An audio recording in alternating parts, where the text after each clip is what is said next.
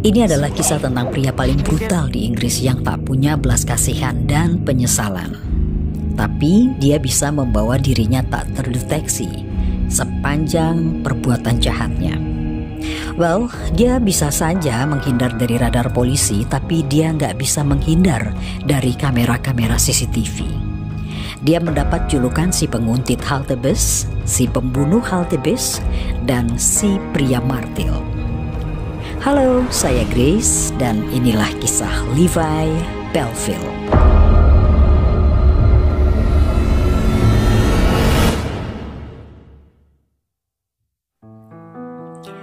Levi Rabbits lahir 17 Mei 1968 di Middlesex Barat, London. Ayahnya, Joseph Rabbits, meninggal karena leukemia saat Levi baru berumur 10 tahun. Dia punya satu saudara lelaki dan dua saudara perempuan dan mereka semua akhirnya memakai nama belakang Bellfield saat ibunya menikah lagi. Mereka semua besar di barat daya London. Kehidupan tidak mudah dengan ekonomi yang pas-pasan, tapi pertumbuhan mereka cukup baik dan stabil. Tapi sejak kecil, Levi tidak punya rasa hormat kepada wanita, di mana menurutnya wanita itu cuma objek seks saja. However, dia berhasil punya beberapa kekasih walaupun hubungan mereka nggak pernah lama. Levi punya 11 anak dari 5 wanita.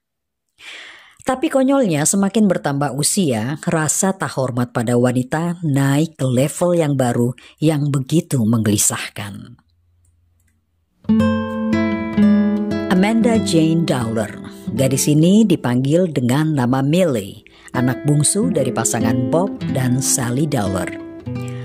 Millie punya satu saudara perempuan bernama Gemma dan adik lelakinya bernama Jack. Millie dikenal sebagai anak yang aktif, banyak teman, dan senang bermain saksofon. Hari Kamis 21 Maret 2022 itu, dia ingin mengerjakan PR setelah usai sekolah agar dia bisa pulang bersama ibunya yang bekerja di sekolahnya. Tapi Millie berubah pikiran. Dia kerjakan tugas sekolahnya saat istirahat makan siang agar dia bisa pulang pada waktu yang biasanya. Lalu pulang sekolah bersama seorang teman, dia hangout di satu kedai kopi dan dari situ tidak jauh lagi rumahnya. Millie menelpon ayahnya kalau dia sedang on the way pulang. Sudah jam 7 malam, Bob dan Sally mulai bertanya-tanya kenapa Millie belum ada di rumah. Perasaan mereka tak tenang dan langsung menghubungi polisi. Polisi melacak perjalanan pulang Millie. Dia berpisah dengan temannya karena arah rumah mereka memang berbeda. Dari CCTV di jalan stasiun di dekat halte bis, Millie masih tertangkap kamera di sana. Tapi kemudian tak tampak lagi pada CCTV di ujung jalan stasiun. Di area itulah Millie hilang pada sore hari yang masih terang benderang. Polisi menyebar mencari Millie di seluruh kota, tapi tak membuahkan hasil dan juga tidak menemukan petunjuk atas hilangnya remaja itu. Sementara itu, kurang dari 50 meter dari area di mana Millie hilang, Levi Bellfield 34 tahun dan kekasihnya Emma 23 tahun sedang menjaga satu rumah yang seluruh penghuninya sedang pergi berlibur. Pada tanggal 21 Maret itu, hari di mana Millie hilang, Levi pergi sepanjang hari dan pulang jam 11 malam dengan membawa makan malam untuk Emma dan dirinya. Setelah makan malam, mereka pergi tidur dan sekitar jam pagi, Levi bilang kepada Emma kalau dia nggak bisa tidur dan dia akan tidur saja di apartemen mereka di Walton-on-Thames. Lalu dia pergi dengan mobil merah milik Emma. Emma pikir biasalah ada orang yang memang gak bisa tidur di rumah orang lain. Tak masalah buat Emma. Lalu keesokan harinya Emma pulang ke apartemennya dan Emma heran melihat apartemen begitu bersih. Terus waktu dia masuk kamar, wanita itu gak melihat bed cover dan spraynya di ranjangnya. Dia tanya kepada Levi. Terus Levi bilang, "Oh, semua aku buang karena anjing kita pup di atasnya." Emma pikir kenapa harus dibuang, kan bisa dicuci. Lalu Emma menanyakan keberadaan mobil merahnya. Levi cerita, tadi malam dia pergi ke bar dan minum terlalu banyak sehingga dia nggak bisa nyetir untuk pulang. Akhirnya mobil ditinggal di bar. Tentu saja Emma menginginkan mobilnya kembali, lalu mereka pergi ke bar tapi mobilnya tak ada di sana. Dan mobilnya itu benar-benar nggak pernah kembali lagi. Emma mengenyampingkan perasaan kesalnya karena mobilnya hilang. Tapi dia tak berani menanyakan lebih jauh mengingat kekasihnya itu gampang darting kalau dicecar dengan pertanyaan. Emma cuma curiga mungkin Levi ada main dengan wanita lain. Emma berusaha sabar dan dia tetap berada di sisi Levi. Bahkan mereka membeli rumah di Little Benty, Drayton Barat. Awalnya tetangga-tetangga menyukai mereka. Levi orang yang baik walaupun punya kebiasaan parkir mobil sembarangan. Tapi dia kooperatif jika tetangga memintanya untuk memindahkan mobilnya. Tapi ini sering terjadi. Lama-lama tetangga jengkel juga. Dan bukan rahasia lagi di sana kalau Levi tak suka dengan sepasang manula yang tinggal tidak jauh dari rumahnya. Levi sering berkata kasar kepada orang-orang tua itu. Dia bahkan menyebarkan cairan pemati rumput di seluruh halaman pasangan manula itu. Dan ini menjengkelkan mereka karena rumputnya mati semua. Entah apa maksud Levi, tidak ada yang berani menghadapi Levi yang bertubuh tinggi besar itu. Levi membuat pagar di sekeliling rumahnya dengan kawat berduri agar tak ada yang bisa mendekati rumahnya. Dia juga memelihara 2 anjing galak yang selalu menyalak. Ini semua membuat tetangga tidak merasa nyaman dan bertanya-tanya apa yang sedang dia sembunyikan di rumahnya. Tetangganya bilang mereka seperti bersandiwara menjadi pasangan yang bahagia. Tetapi sesungguhnya sikap Emma menggambarkan keadaan yang lain. Mata Emma sering terlihat bengkak seperti habis menangis.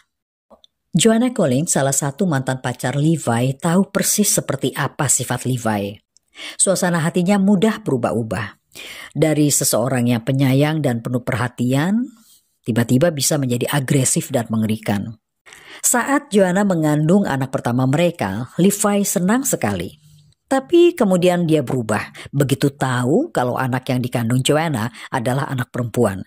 Karena dia sudah punya anak-anak perempuan dari hubungan-hubungan dia sebelumnya. Dia selalu menginginkan anak lelaki. Sejak itu hubungan memburuk. Joanna sering mendapatkan perlakuan kasar. Tak jarang Levi memukul Joanna. Dan akhirnya Joanna memutuskan untuk meninggalkannya. 6 bulan berlalu. Tanggal 18 September 2002, sekelompok pencari jamur pergi ke area padat pepohonan di Yateley Heath, Hampshire. Mereka terkejut menemukan jasad yang tak berbusana yang sudah begitu membusuk. Namun dari catatan gigi diketahuilah bahwa jasad itu adalah Millie Dowler. Tak satu pun barang-barangnya seperti ponsel, ransel sekolah, sepatu, dan seragam sekolah ditemukan di area itu.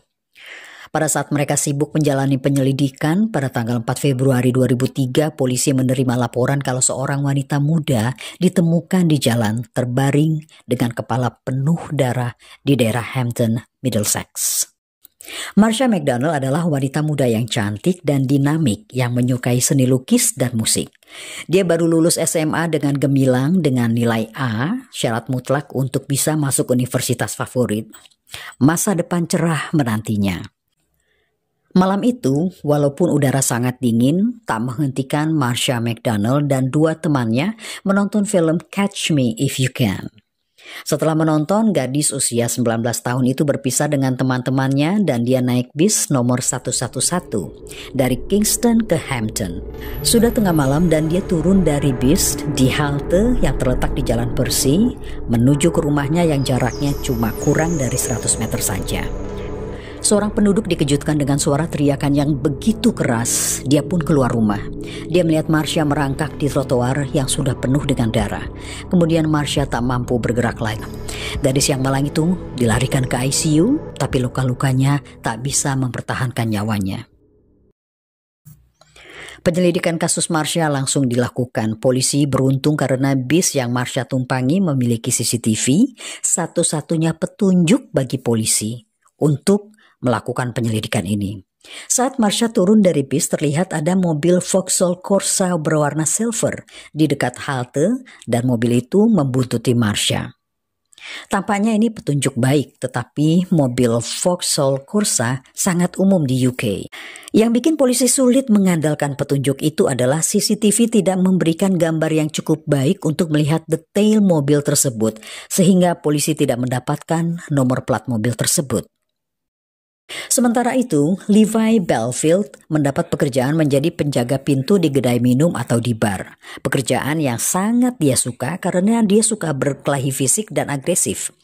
Dia senang ikut campur dalam satu masalah di pintu bar. Jika ada yang bikin ribut di sana, Levi dengan senang hati meladeni orang itu dengan tubuh besarnya. Levi adalah anak kesayangan ibunya. Dia masih tidur setempat tidur dengan ibunya sampai usia 16 tahun. Ini memang aneh. Dan yang paling aneh lagi, ibunya masih mencebokinya sampai dia umur 12 tahun. Bahkan dalam usia yang sudah 30 tahunan, dia masih sering tidur dengan ibunya jika dia datang ke rumah ibunya. Waktu kecil Levi sering dibully dengan teman-temannya dengan diberikan julukan Bugsy atau kelinci oleh teman-teman sekolahnya. Bukan karena dia mirip dengan tokoh gangster Amerika tahun 20-an, tapi karena rumor yang beredar kalau dia pernah berhubungan seks dengan kelinci adiknya. Label si kelinci atau Bugsy ini menghantui Levi sepanjang dia masih remaja. Oke, kita balik lagi ke penyelidikan polisi yang kini menghadapi 2 kasus pembunuhan di dekat halte bis, dan mereka belum juga bisa menangkap siapa penculik dan pembunuh Millie Dowler, dan kini mereka harus berhadapan dengan pembunuh halte bis yang memilih korbannya secara random. Tapi punya satu kesamaan, yaitu korbannya dihabisi dengan martil dan berambut pirang. Petunjuk yang mereka punya cuma Vauxhall Corsa Silver yang mencarinya seperti mencari jarum dalam tumpukan jerami. 2 tahun sudah berlalu sejak pembunuhan Millie dan 1 tahun sejak pembunuhan Marsha. Tak ada kemajuan dalam penyelidikan. Pelaku masih bebas berkeliaran. Pada musim panas 2004 adalah hari-hari terakhir bagi Kate Sheedy, 18 tahun, di SMA Gamley House Convent School di Isleworth, London, Inggris. Sebagai ketua kelas, dia memberikan pidato pada acara selebrasi perpisahan di sekolahnya. Kate berharap dia bisa masuk universitas tahun depan. Setelah selesai dengan perpisahan, Kate dan teman-temannya pergi ke satu pub di Twickenham. Seperti acara perpisahan di antara teman-teman SMA-nya, mereka bersenang-senang di sana dan berkaraoke ria. Sebelum malam menjadi larut, mereka pulang. Kate naik bus H22 kembali ke rumahnya di Isleworth. Ketika dia turun dari bus, tak jauh dari halte, dia melihat sebuah van berwarna putih yang diparkir dengan lampu yang menyala. Mesinnya sih mati, tapi lampunya menyala. Perasaan Kate tidak enak melihat mobil itu, lalu dia menyeberang jalan untuk menghindarinya. Saat dia melangkah, van itu maju ke arahnya dan dengan kencang menabrak Kate. Kate terpental. Mobil itu kemudian mundur dan dengan kencang lagi untuk kedua kalinya melindas tubuh Kate. Kemudian mobil van putih itu kabur. Kate mencoba merangkak tapi pingsan karena kesakitan. Ketika gadis itu siuman, Katie berusaha mencari ponselnya. Dan ketika ditemukan, dia langsung menghubungi ambulans dan Eileen, ibunya, dan James, ayahnya. "Ibu, aku ditabrak di jalanan rumah kita," katanya. Ibu di mana? Kenapa lama sekali? Keluar dari rumah, terus ke kiri dan ibu akan menemukan aku." Eileen berlari keluar untuk menemukan putrinya yang terbaring di dekat mobil yang diparkir. Hancur hati Eileen melihat putrinya terbaring di jalan dan mengerang kesakitan dengan darah di mana-mana. Dengan suara lirih, Kate bilang, "Seseorang sengaja menabrak aku." Tak lama kemudian ayahnya tiba. Kate sempat bilang kepada ayah ibunya kalau Kate sayang mereka. Kemudian dia tak sadarkan diri kembali. Punggung bagian bawahnya robek, limpahnya terbelah 2. Semua tulang rusuknya patah dan tulang bahunya juga patah. Salah satu tulang rusuk menusuk paru-parunya. Tapi secara ajaib Kate masih hidup walaupun selama beberapa bulan dia harus menjalani situasi antara hidup dan mati. Tapi gadis itu akhirnya selamat. Setelah beberapa bulan dirawat dan menjalani terapi, keadaan Kate semakin pulih dan ingatannya pun kembali dengan sempurna. Kate begitu detail menggambarkan mobil yang menabraknya. Mobil van putih dengan kaca yang rusak dan kaca spion yang pecah di sisi pengemudi. 3 bulan setelah percobaan pembunuhan Kate CD, Detektif Colin Sutton menerima telepon bahwa telah ditemukan satu jasad lagi di Twickenham Green, tak jauh dari di mana Kate dihabisi atau Kate dilindas. Dan korban kali ini adalah Emily Delagrange, seorang mahasiswa Perancis berusia 22 tahun. Emily datang ke Inggris untuk kuliah sastra Inggris dan malam itu Emily baru saja hangout dengan teman-temannya dan memutuskan pulang untuk naik bus. Tapi dia tertidur dan haltenya terlewatkan. Lalu Emily memutuskan untuk turun dan berjalan kaki ke apartemennya yang memang sudah tidak begitu jauh lagi. Emily tinggal di Twickenham Green di barat daya London, satu daerah yang bagus dan aman, sehingga dia tidak merasa takut berjalan malam-malam sendirian. Dia memotong jalan dengan melintasi satu lapangan, dan tanpa dia sadari, seseorang mengikutinya dari belakang. Dan secara tiba-tiba, menghantam kepalanya dengan benda tumpul berulang kali. Dia tewas malam itu juga. Apa yang dialami Emily sama persis dengan apa yang dialami Marsha McDonald 18 bulan sebelumnya. Area TKP-nya juga berdekatan dengan area di mana Millie dan Kate diserang. Polisi semakin yakin kalau yang mereka cari adalah seorang pembunuh berantai.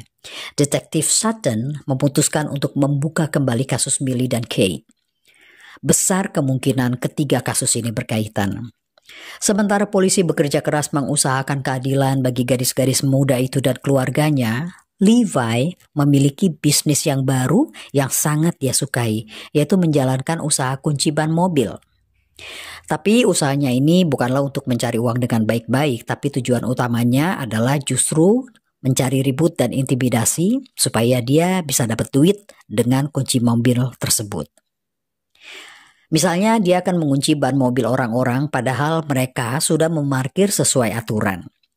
Pemiliknya tentu akan protes kenapa ban mobilnya dikunci. Ini yang Levi suka, keributan.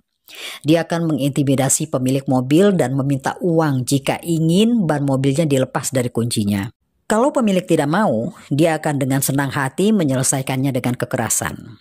Levi tak hanya pergi ke jalan-jalan mencari mobil yang bannya akan dia kunci, tapi dia juga membuat orang datang kepadanya. Dia membuat iklan palsu tentang rumah bordil yang seolah-olah menjadi miliknya. Jika ada yang merespon iklan itu, Levi akan menyuruh orang tersebut ke satu alamat, dan begitu mereka meninggalkan mobil mereka untuk masuk ke rumah bordir yang memang tidak pernah ada, Levi akan mendatangi mobil orang tersebut dan mengunci ban mobilnya. Prostitusi di Inggris itu ilegal. Mereka yang masuk jebakan Levi tentu saja tidak mau melapor polisi karena prostitusi itu kan pelanggaran hukum. Kalau sudah begini, akhirnya mereka memberi Levi uang sesuai dengan yang diminta daripada harus berhadapan dengan polisi. Sementara itu, Detektif Sutton menemukan kemajuan dalam penyelidikannya. Dari ponsel Emily, polisi bisa melacak keberadaan si pembunuh. Dari lapangan, pindah ke Walton-on-Thames dalam waktu 20 menit. Tak mungkin bisa pindah secepat itu kecuali si pelaku naik mobil. Ingat, Levi tinggal di daerah Walton-on-Thames. Semua video dan CCTV malam itu ditarik. Mobil van Ford putih berada di Twickenham Green, di daerah lapangan tempat Emily diserang, dan di Walton-on-Thames. Ini sama dengan pelacakan polisi dari ponsel Emily. Tapi masalahnya sama dengan mobil Vauxhall Corsa. Mobil van Ford itu terlalu umum di London. Ada sekitar 25.000 van Ford meluncur di jalan raya setiap harinya. Lalu Detektif Sutton memutuskan untuk mengumumkan ke publik tentang mobil van Ford itu. Tak lama setelah pengumuman itu datanglah seorang wanita bernama Joanna Collins. Ingat siapa dia? Ya, dia adalah mantan kekasih Levi Belfield. Joanna bilang ke polisi kalau Levi memang punya mobil van Ford putih dan dia tahu benar Levi mampu melakukan kejahatan-kejahatan itu. Polisi langsung memeriksa catatan kriminal Levi. Di sana tertera kalau pada bulan Mei 2004, Levi pernah ditangkap dengan mobil putihnya yang ternyata cocok dengan apa yang digambarkan oleh Katie Sidi, korban pemukulan yang hidup. Dan dari pemeriksaan di komputer polisi, tercatat juga kalau Levi memiliki Vauxhall Corsa berwarna silver, mobil yang terekam dalam CCTV pada kasus pembunuhan Marsha McDonald. Sutton kini begitu yakin kalau mereka punya bukti kuat untuk menahan Levi Bellfield. Tanggal 20 November 2004, pagi-pagi benar, Detektif Sutton dan timnya mendatangi rumah Levi untuk membawa Levi ke kantor polisi. Polisi memasuki rumahnya tapi tak ada tanda-tanda kalau Levi ada di rumah. Mereka mencari ke seluruh rumah. Levi tetap tidak ditemukan. Ketika polisi baru saja mau meninggalkan rumah dan mencari di tempat lain, tiba-tiba Detektif Sutton memutuskan untuk memeriksa loteng rumahnya. Dengan tangga dan senter, Sutton memeriksa loteng dan mendapatkan Levi berada di pojok loteng, berbaring tanpa busana.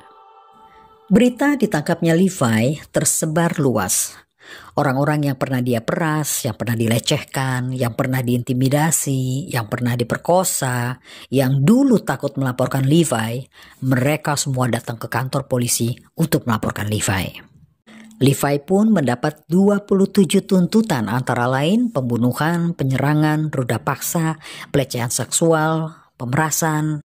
Tahun 2007 akhirnya Levi Bellfield menjalani persidangan kasus pembunuhan Marsha McDonald, Emily DeLagrange, dan percobaan pembunuhan atas Kate Sheedy. Selama persidangan dia menunjukkan betapa dia tidak tertarik dengan apa yang sedang berlangsung. Dia cuma menatap langit-langit ruang sidang, menggigit kuku-kukunya dan menolak semua yang dituduhkan. Bahasa tubuhnya berkata, "Kenapa aku ada di sini? Aku tidak melakukan apa-apa dan ini hanya menghabiskan waktuku saja." Persidangan berjalan kurang dari 2 bulan dan tanggal 25 Februari 2008, Levi Bellfield dinyatakan bersalah atas semua yang dituduhkan dan mendapat vonis penjara seumur hidup tanpa kesempatan bebas bersyarat.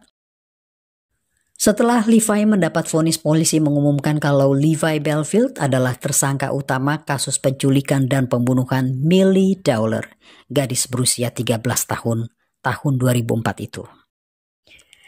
Bulan Mei 2011, Levi Bellfield menjalani sidang atas kasus pembunuhan Millie Dowler.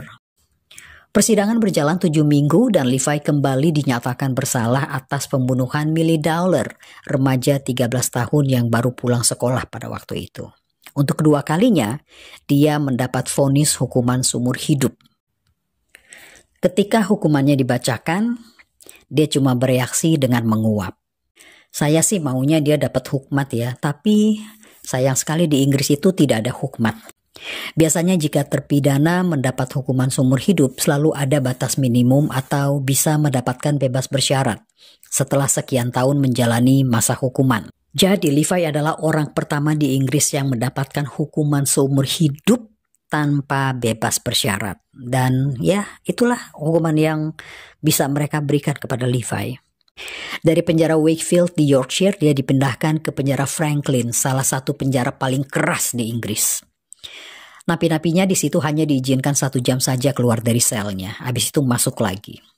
Penjahat yang paling jahat pun, yang paling sangar pun takut berada di sana. Tahun 2016, seorang narapidana merobek wajah Levi dengan pisau buatannya sendiri. Sejak berada di penjara itu, Levi mengeluh kalau penjaga penjara memukulinya dan memberi izin narapidana lain masuk ke dalam selnya untuk menyerang Levi.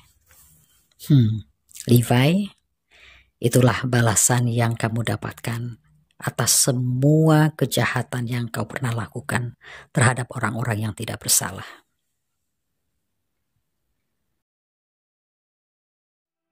Baiklah teman, terima kasih banyak sudah ikuti cerita ini sampai selesai. Saya ingin tahu pendapat kalian atas kasus ini dan share di komen ya. Bantu share juga channel ini agar bisa semakin berkembang. Dan kalau belum subscribe, silahkan subscribe. Oke, terima kasih banyak sekali lagi. I love you all. Bye.